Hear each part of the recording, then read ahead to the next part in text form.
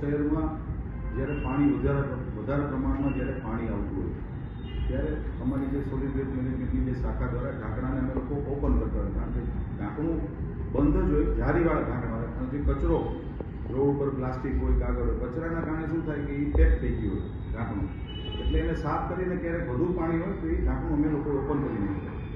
Electronic મીડિયાના દ્વારા મને વિડીયો પણ દેખાડવામાં આવ્યો, મારા ધ્યાનમાં આવ્યા. મહાનગરપાલિકાની હું ચોક્કસપણે માનું છું કે બેદરકારી કરી શકાય, આવું ન થવું જોઈએ ને. સંબંધિત જે તે વિભાગના અધિકારીને હું અત્યારે જ બોલાવીને સૂચના આપું છું કે ઢાંકણા ખુલ્લા રાખો, પાણીનું બાયફર્કેશન ડાયવર્ટ કરવું જ જોઈએ, પણ તમે ત્યાં તમારી ત્યાં હાજરી હોવી જોઈએ. ઢાંકણું ખોલીને તમે 24 કલાક આવવાની તો દુર્ઘટના બનવાની છે. એવું ન થાય એની તકેદારી આપના દ્વારા ખાતરી આપી.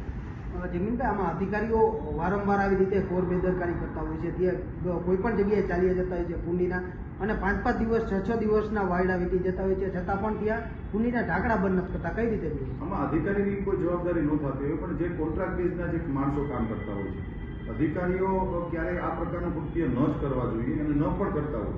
પરંતુ જે કોન્ટ્રાક્ટ બેઝના જે માણસો હોય, અમે લોકો કોન્ટ્રાક્ટના માણસોને કામ આપ્યું હોય, તો એ ક્યારેક એની બેદરકારી સામે આવતી હોય, એની ઉપર ટેકનિકલી કેવી રીતે પગલાં લઈ શકાય અને જે પગલાં લેવા પડશે એ રાજકોટ મહાનગરપાલિકા લેશે. આગામી દિવસોમાં આવી કોઈ દુર્ઘટના ન બને. મારા ધ્યાનમાં આવ્યું છે એક સિનિયર સિટીઝન વડીલ બિચારાનું અડધું ટાયર અંદર હોયું ગયું ટાંકીમાં, એ પણ ન થવું જોઈએ. અને જે કોન્ટ્રાક્ટના માણસો છે એને પણ મારા દ્વારા સૂચના જે તે એજન્સીને મળી જશે. આ નિકાલ માટેની હવે શું વ્યવસ્થા મહાનગરપાલિકા કરશે? એટલે સ્વાભાવિક છે, મેં આપને કીધું એમ કે જ્યારે પાણી બહુ ભરાય છે અને દરેક કુંડી જે હોય છે એ જાળીવાળી કુંડી હોય છે, એ જ રાખવી પડે કે જે પાણી જે જતું રહે એમાં કચરો ઉપર બેસી જાય. કચરો બેસી જાય એટલે પાણી અંદર પૂરતા પ્રમાણમાં ન જાય, એટલે તાત્કાલિક પાણીનો જે ભરાવો થયો હોય, પાણીનો ભરાવો થાય એટલે મુશ્કેલી છે.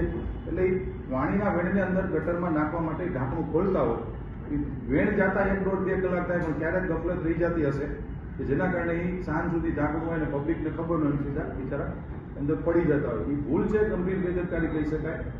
એના માટે જ હું જે તે એજન્સીને હું પણ બોલાવીને સૂચના આપીશ અને જે પણ શિક્ષાત્મક કાર્યવાહી કરવાની થશે અમે લોકો કરશું. જમીનભાઈ, આવી ઘટના અનેક વખત બની ચૂકી છે, અત્યાર સુધી કોઈ આવા કોન્ટ્રાક્ટરો પર પગલાં લેવામાં આવ્યા છે?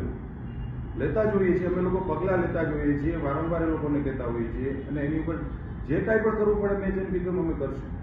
એટલે એજન્સીનો જે માણસો છે એ માણસોને ક્યારેક એક આળસના કારણે આવી બધી દુર્ઘટનાઓ નાની મોટી બનતી હોય. મહાનગરપાલિકાના સ્ટાફનું આ કોઈ વાંક નથી, કર્મચારી આમાં નથી, પણ એજન્સીના માણસો જેમ ફૂલ ઉંમર આપી દે પછી કંઈક ફોન આવે કે વોટેવર કંઈ કામ હોય આગો પાછો જાય, પાન પાકી ખાવા હોય જાય, આવી દુર્ઘટનાઓ બનતી હોય છે. એ અમારા દ્વારા સૂચના એને દઈ દેવામાં આવશે. બેરિકેડો મૂકવામાં આવશે, આવી જગ્યાઓ ખાસ બેરિકેડો મૂકતા હોય છે અથવા મહાનગરપાલિકા ત્યાં પટ્ટીઓ મૂકતી હોય છે. આ ટેમ્પરરી છે. બેરિકેડ એટલા માટે ન મૂકી શકે, આ ટેમ્પરરી છે. વરસાદનું પાણી હંમેશા જ્યારે પણ કોઈ પણ સિટીમાં વરસાદ આવે ત્યારે પાણીનું રિમૂવ થઈ જતું હોય, પણ ક્યારેક એવું બનતું હોય ઢાંકણામાં મેં જેમ કીધું કચરો હોય, એટલે બેરિકેડની શક્યતાઓ નથી, પણ એ ઢાંકણું ખુલ્લું રાખી અને હવે એ સૂચના આપશો. આ ધ્યાનમાં આવ્યું છે, કોઈ પણ સફાઈ જે ડ્રેનેજનો જે કોન્ટ્રાક્ટનો માણસ છે એને ઉભો રાખશું તો પાણી રિમૂવ થઈ જાય એટલે તાત્કાલિક ઢાંકણું પાછું બંધ કરી દેવામાં આવે.